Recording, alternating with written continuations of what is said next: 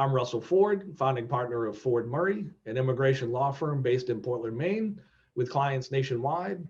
And we're focusing on common issues with the recruitment, retention, and hiring of non-citizen personnel or faculty member at colleges and universities. Today's question really is focused on the special handling process and what does a university need to hold on to in that process? What kind of evidence do they have to have? What might the government request during this special handling filing? And this is a key issue because a lot of times when colleges and universities are doing a recruitment, their first thought is, and it should be, we need to find a faculty member for this position and we want to find the best faculty member we can. And they're focused on the process, not so much the documentation of that process.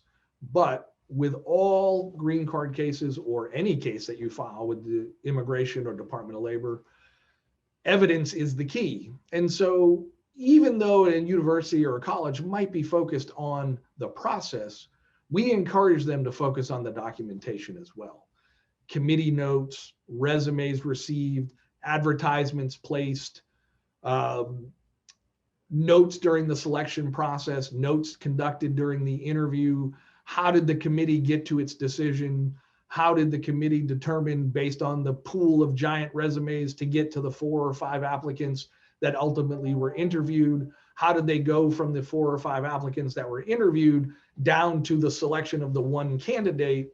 All of that documentation is key and vital, not only for maintaining great records, but should a special handling case get audited, should the government request that information, having that information available is required by the PERM regulations, but it also just helps the university to document evidence and support the case that they've put forth.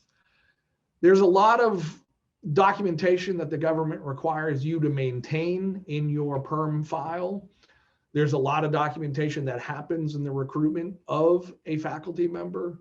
So if you have questions about what documentation should I have, how do I work with my department heads to make sure that they hold on to that documentation, where do we store that documentation to make sure we have it available, give us a call, send us an email, check out our website. We offer complimentary consultations. We're here to answer questions like that for you at your colleges and universities, and we're always happy to help.